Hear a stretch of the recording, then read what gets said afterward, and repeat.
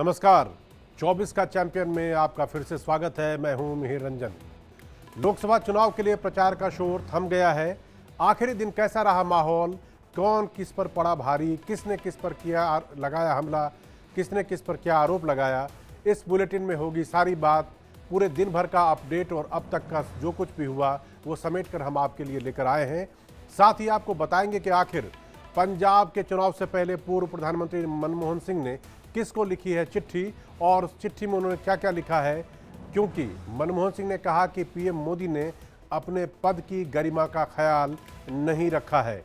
आपको ये भी बताएंगे कि ओडिशा के मुख्यमंत्री नवीन पटनायक आज जब मीडिया के सामने आए तो उन्होंने अपनी बीमारी के बारे में क्या कहा और उन्होंने जो कुछ भी कहा वो आखिर उन्हें क्यों कहना पड़ा है, ये भी हम आपको बताएंगे। हम बात करेंगे इंडिया गठबंधन के 1 जून को होने वाली बैठक की, इसकी इनसाइड स्टोरी हम आपको अब से थोड़ी देर बाद बताने वाले हैं। हम बात करेंगे महात्मा गांधी की भी, जिस पर प्रधानमंत्री मोदी ने एक बयान दिया और उसे लेकर कांग्रेस हमलावर हो गई है। अपना पक्ष, अपनी बात वो प्रधानमंत्री मोदी को समझाना और बताना चाह रही है गांधी जी को लेकर, महात्मा गांधी को लेकर।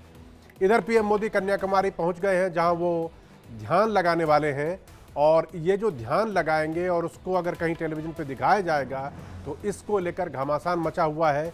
कांग्रेस अपने हिसाब से उस पर, प्रधानमंत्री पर हमला करने की कोशिश कर रही है और मामला चुनाव आयोग तक जा चुका है। इसके बारे में भी बारीकी से हम आपको बात करेंगे, लेकिन सबसे पहले देखते हैं कि अंतिम चरण का रण कैसा रहा। ये हमारी रिपोर्ट आपको बताएगी।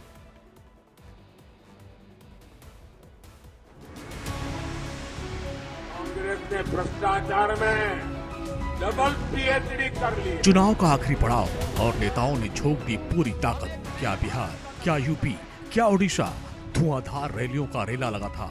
नेताओं ने जमकर एक दूसरे पर वार पलटवार किया। पंजाब के होशियारपुर में प्रधानमंत्री नरेंद्र मोदी ने कांग्रेस और आम आदमी पार्टी को झूठावादी पार्टी बताया। पीएम ने कहा कांग्रेस भ्रष्टाचार की जननी है। आप भी जानते हैं कांग्रेस भ्रष्टाचार की जननी है। 60 साल तक भ्रष्टाचार की एक से बढ़कर एक वारदातें की है। ऐसा लगता है कांग्रेस ने भ्रष्टाचार में डबल पीएचडी कर ली है और अब कांग्रेस के साथ एक और कट्टर भ्रष्टाचारी पार्टी भी जुड़ गई है। इतना ही नहीं, ये भयंकर झूठवादी पार्टी भी है। उधर राहुल गांधी लगातार संविधान को लेकर बीजेपी और पीएम मोदी पर हमलावर हैं। उन्होंने कहा कि अगर इंडिया गठबंधन की सरकार बनती है तो वो अग्निवीर योजना को खत्म कर देंगे। शाखाओं में जिनकी वर्ल्ड व्यू बनती है वो गांधी जी को नहीं समझ सकते, वो गोडसे को समझते हैं, गोडसे के रास्ते को अपनाते हैं। गांधी जी पूरी दुनिया के लिए एक इंस्पिरेशन थे। Martin Luther king junior, Nelson Mandela, Albert Einstein, ये सब लोग गांधी से इंस्पायर हुए। हिंदुस्तान में करोड़ों लोग गांधी का रास्ता अपनाते हैं, अहिंसा और सत्य के रास्ते पे चलते हैं। लड़ाई सत्य और असत्य के बीच में है, हिंसा और अहिंसा के बीच में है। हिंसा के लोग, असत्य के लोग ना अहिंसा को समझ सकते हैं ना सत्य को समझते हैं। ओडिशा में धर्मेंद्र प्रधान ने कहा कि कांग्रेस हर समय सेना का अपमान करती रही है। देखिए, राहुल गांधी जी क्या कहते हैं खुद को भी मालूम नहीं रहता है। उन्होंने अपना मानसिक संतुलन खो दिया है। उनकी जुबान पे आए दिन सेना को इन दिनों में गाली देने का और अपमान सूचक शब्द बोलने का उनका एक अभ्यास में परिवर्तित हो गया है। वहीं दिल्ली के मुख्यमंत्री अरविंद केजरीवाल और पंजाब के मुख्यमंत्री भगवंत मान ने पंजाब के संगरूर में रोड शो किया। 251 से अधिक जनसभाएं और चुनावी रैलियां कर चुके आरजेडी के नेता तेजस्वी यादव ने प्रधानमंत्री मोदी पर तंज कसा। अंतिम दिन है प्रचार का, चुनाव का। 251 सभाएं आज शाम तक मेरा हो जाएगा और इस बार इंडिया की सरकार बनने जा रही है। हम लोग 300 पार कर रहे हैं और मोदी जी को उनकी 3 महबूबा जो है वो चुनाव हरवा रही है, जिससे सबसे ज्यादा प्यार उन 3 महबूबाओं से करते हैं मोदी जी। पहली महबूबा है बेरोजगारी, दूसरी महबूबा गरीबी और तीसरी महबूबा महंगाई। ये तीनों महबूबा मोदी जी की चुनाव हरवा रही है। 1 जून को उत्तर प्रदेश, बिहार, हिमाचल समेत 8 राज्यों में चुनाव होने हैं। 4 जून को नतीजे आएंगे, जिसमें ये पता चलेगा कि जनता ने देश की बागडोर किसके हाथों में सौंपी। Bureau report, India daily live. Punjab में आखिरी चरण की वोटिंग से पहले पूर्व प्रधानमंत्री मनमोहन सिंह ने एक चिट्ठी लिखी है और इस चिट्ठी के जरिए उन्होंने प्रधानमंत्री नरेंद्र मोदी पर हमला बोला है। उन्होंने अपनी चिट्ठी में लिखा है कि मोदी ने प्रधानमंत्री पद की गरिमा को कम किया है। साथ ही उन्होंने अपने ऊपर आरक्षण को लेकर मुसलमानों पर दिए बयान का भी जोरदार तरीके से जवाब दिया है।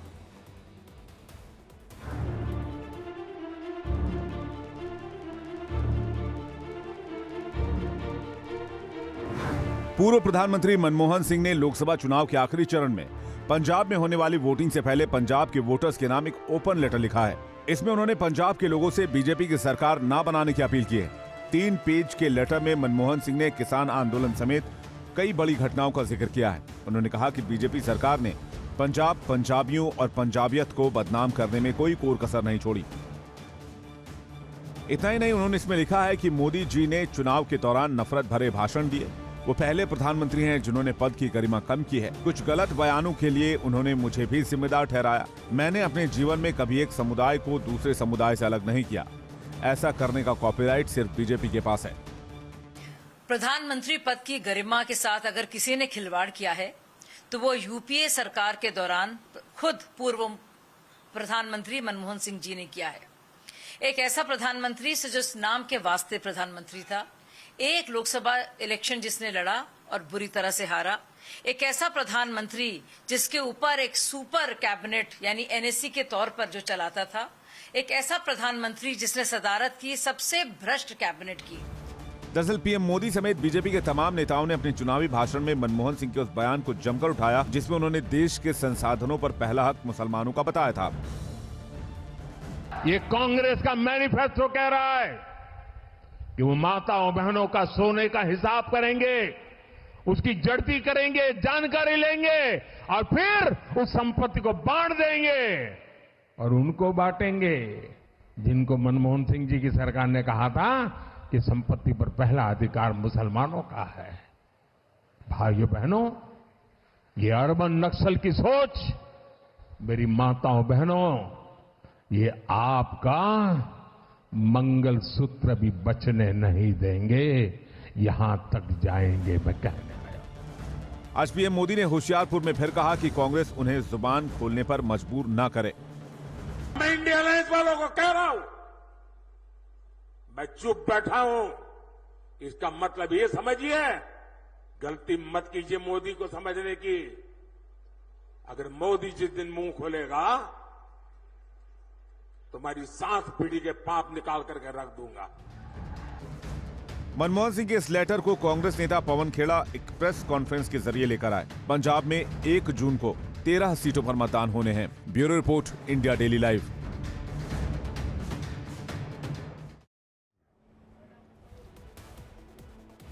आखिरी चरण की वोटिंग से पहले उड़ीसा के सीएम नवीन पटनायक ने अपनी सेहत को लेकर एक बार फिर से पीएम को जवाब दिया है। उन्होंने दोहराया कि वो बिल्कुल फिट है, इसीलिए प्रचार कर रहे हैं। गर्मी होने के बावजूद वो लोगों से मिल रहे हैं और जनता को संबोधित कर रहे हैं। साथ ही उन्होंने अपने उत्तराधिकारी को लेकर जो सवाल उठ रहा है उसका भी साफ साफ जवाब दे दिया कि वीके पांडियन उनके उत्तराधिकारी नहीं हैं। नवीन पटनायक के स्वास्थ्य को लेकर बीजेपी के चिंता को आज नवीन पटनायक ने दूर करने की कोशिश की। खुद प्रधानमंत्री मोदी ने सवाल उठाया कि आखिर पिछले 1 साल में नवीन बाबू की इतनी तबीयत कैसे बिगड़ गई? क्या इसके पीछे कोई षड्यंत्र है? इसका जवाब नवीन पटनायक ने अपने अंदाज में दिया। It's no medical condition at all. It has been exaggerated for no reason by a visiting BJP chief minister. I face no health issues at all. I'm in excellent health. I repeat again, I've been campaigning for the last month in a very hot season and I'm fine. नवीन पटनायक जिस मुख्यमंत्री के बारे में कह रहे हैं वो हैं असम के सीएम हिमंत बिस्वा शर्मा। सुनिए हिमंता ने क्या कहा था। देखिए, आज का बात और क्या मेडिकल रिपोर्ट चाहिए? काल तक तो मैं मेडिकल रिपोर्ट मांग रहा था। आज का बात कोई मेडिकल रिपोर्ट का जरूरत है? आज जो वीडियो निकाले, आज वीडियो तो फाइनल क्लाइमेक्स था। देखिए, मैं तो जो भी बोलता हूँ, हमारा तो नवीन बाबू से कुछ नहीं है। हमारा प्रॉब्लम तो नवीन बाबू से है ही नहीं। हमारा प्रॉब्लम है पंडियन से कि भाई आप क्यों सरकार चलाते हो। नवीन पटनायक ने उन बयानों का जवाब दिया जिसमें ये बार बार कहा जा रहा है कि खराब स्वास्थ्य की वजह से वो पार्टी और सरकार के कामों में हिस्सा नहीं लेते। As Chief Minister, I have all powers, and we have done a great deal for that, for the people of our state, and we want to continue doing much more. I always chair cabinet meetings. There's not a single cabinet meeting that I do not chair. नवीन बाबू ने ये भी साफ कर दिया कि उन्होंने किसी को अपना उत्तराधिकारी नहीं बनाया है। See, I've been in politics for the last 27 years. I was given the position of president of the party 27 years ago, and I've been running it, I think, well since then, and will continue to do so. दरअसल PM Modi ने ओडिशा के मयूरभंज में चुनावी rally के दौरान नवीन पटनायक की तबीयत को लेकर चिंता जाहिर की थी। पीएम ने इसके पीछे किसी लॉबी का हाथ होने का संदेह जताया था। लोगों का मानना है कि उनकी तबीयत बिगड़ने के पीछे कोई साजिश भी हो सकती है। 1 जून को आखिरी चरण का मतदान है और उसी दिन कांग्रेस ने इंडिया गठबंधन के दलों की बैठक बुलाई है। 28 दलों की इस बैठक में तृणमूल कांग्रेस शामिल नहीं हो रही है। अब सवाल ये उठता है कि आखिर इस बैठक में क्या होगा और ये बैठक जो बुलाई गई है तो इसका मकसद क्या है।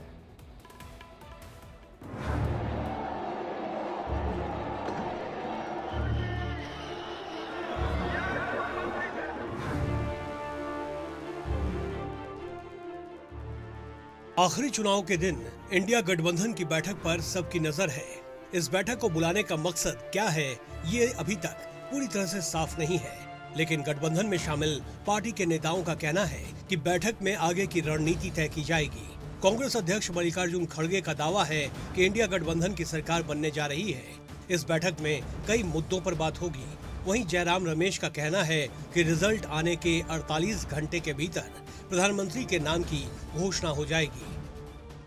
4 जून 2024 को इस देश में जनता एक नई वैकल्पिक सरकार का जनादेश देगी।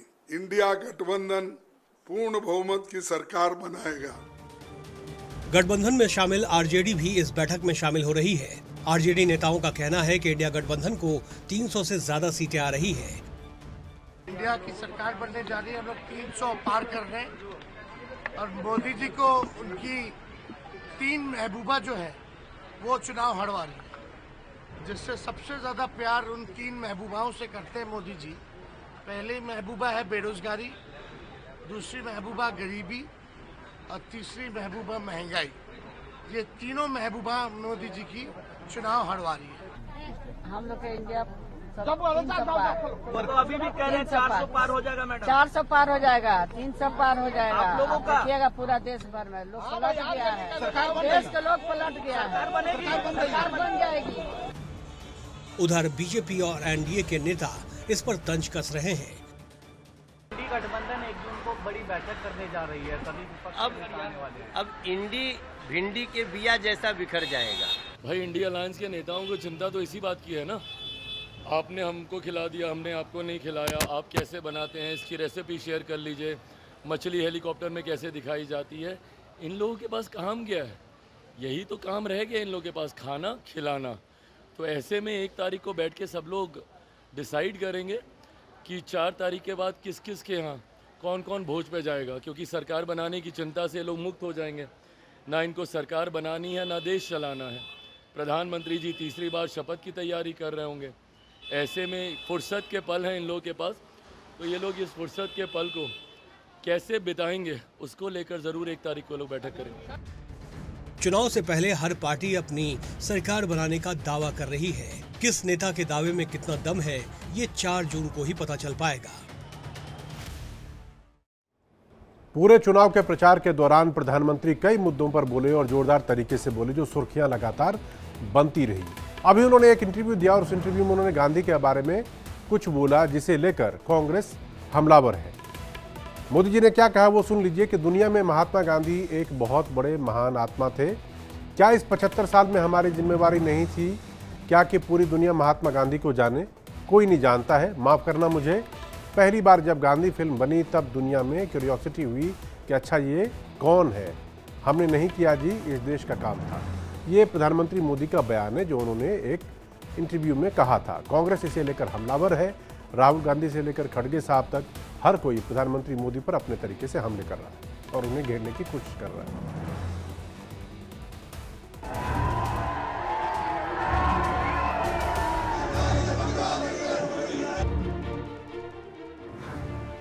कांग्रेस चीफ मल्लिकार्जुन खड़गे ने महात्मा गांधी पर पीएम मोदी के दिए बयान को लेकर तल्ख टिप्पणी की है। उन्होंने तंज भरे अंदाज में कहा कि अगर महात्मा गांधी के बारे में मोदी जी को पता नहीं है तो संविधान के बारे में भी पता नहीं होगा।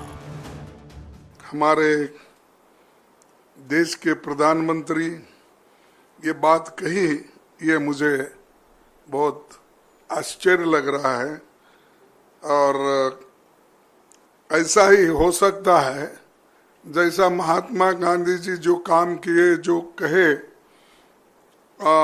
उसके बारे में पता नहीं है, तो मैं समझता हूँ संविधान के बारे में भी उनको पता नहीं होगा। उधर राहुल गांधी ने पीएम पर आरोप लगाया कि वो गांधी जी को नहीं समझते हैं, वो गोडसे को समझते हैं और गोडसे के रास्ते को अपनाते हैं। शाखाओं में जिनकी वर्ल्ड व्यू बनती है वो गांधी जी को नहीं समझ सकते, वो गोडसे को समझते हैं, गोडसे के रास्ते को अपनाते हैं। मल्लिकार्जुन खड़गे ने गांधी के बहाने पीएम मोदी पर और भी कई आरोप लगाए। उन्होंने कहा कि पीएम मोदी ने 15 दिन के भाषण में 700 बार मोदी का नाम लिया है, लेकिन एक बार भी बेरोजगारी शब्द का इस्तेमाल भाषण में नहीं किया।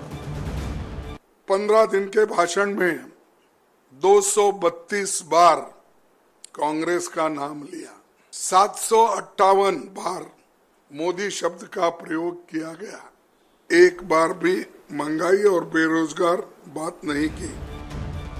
पीएम मोदी का महात्मा गांधी पर दिया बयान सोशल मीडिया पर वायरल है। इस बयान को लेकर विपक्ष लगातार पीएम मोदी पर हमलावर है। दुनिया में हिंदुस्तान की पहचान की बात हो तो गांधी, गंगा और ताजमहल के बगैर शायद पूरी नहीं हो सकती। और ये कोई 10, 20, 30, 40 सालों की बात नहीं है। 100 से ज़्यादा सालों की भी अगर आप बात करेंगे तो उसमें ये सारी चीज़ें आ जाएंगी। लेकिन राजनीति है, वो जो न कराए वो कम है। ये बात इसलिए हो रही है क्योंकि गांधी को कहा जा रहा है कि दुनिया ने इसलिए जाना क्योंकि उन पर एक फिल्म बनी और फिल्म के जरिए दुनिया के अधिक से अधिक लोगों ने उन्हें जाना और समझा। शायद कहने की बात है, हर किसी की अपनी अपनी सोच और अपनी अपनी राय है। गांधी दुनिया के लिए और हिंदुस्तान के लिए क्या मायने और उनके क्या मतलब था, ये हम सब जानते हैं। बहरहाल बढ़ते हैं आगे। पीएम मोदी अपनी आध्यात्मिक यात्रा के लिए कन्याकुमारी पहुंच गए हैं। यहां पर वो ध्यान लगाएंगे। इधर पीएम की इस यात्रा को लेकर घमासान मचा हुआ है। विपक्ष इसे चुनावी स्टंट कह रहा है। विपक्ष का कहना है कि पीएम अगर ध्यान के लिए गए हैं तो उसका इतना प्रचार क्यों किया जा रहा है। आप देख सकते हैं 3 तस्वीरें हैं।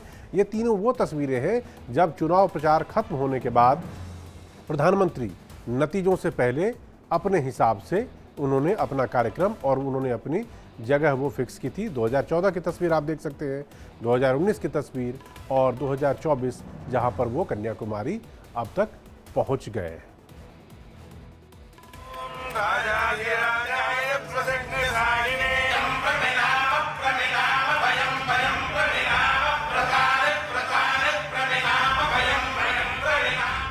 पीएम मोदी के 45 घंटे के कन्याकुमारी की यात्रा को लेकर विपक्ष बेचैन हो गया है। कोई इसे चुनावी हथकंडा बता रहा है तो कोई चुनाव आयोग से शिकायत कर रहा है कि ये चुनाव को प्रभावित करने के लिए किया जा रहा है। पश्चिम बंगाल की मुख्यमंत्री ने तो पीएम पर तंज कसते हुए कहा है कि यदि वो भगवान है तो ध्यान क्यों करेंगे, दूसरे लोग उनके लिए ध्यान करेंगे।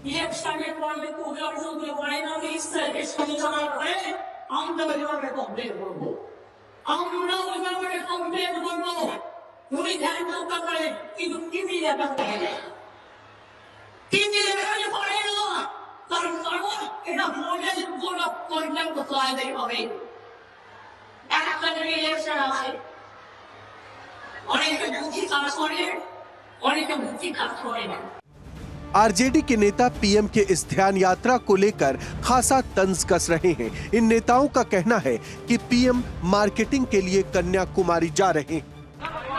मार्केटिंग करने जा रहे हैं, फोटो खिंचवाने जा रहे हैं, शूटिंग करने जा रहे हैं। पिछले बार गुफा में बैठ के फोटो खिंचवा रहे थे, इस बार कन्याकुमारी जा रहे हैं। तो प्रधानमंत्री जी से निवेदन है कि मीडिया और कैमरा पे प्रतिबंध लगाएं और जाइए, जो ध्यान करना कीजिए, ध्यान में बाधाओं को बतलाइए। जिस व्यक्ति ने 7 चरण में भैंस मंगलसूत्र से लेकर मुजरे तक की बात की हो तो उसको तो आत्मचिंतन के लिए ध्यान की आवश्यकता है।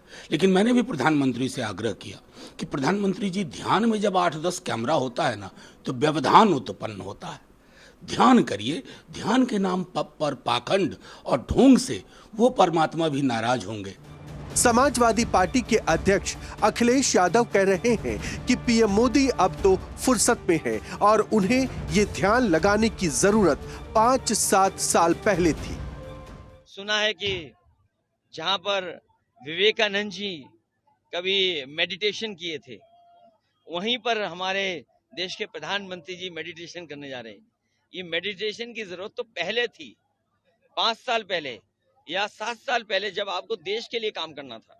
अरे 10 साल के बाद तो आपको फुर्सत ही फुर्सत है, आप जितना चाहोगे उतनी मेडिटेशन कर लोगे। कांग्रेस कह रही है कि ये ध्यान नहीं, प्रचार है।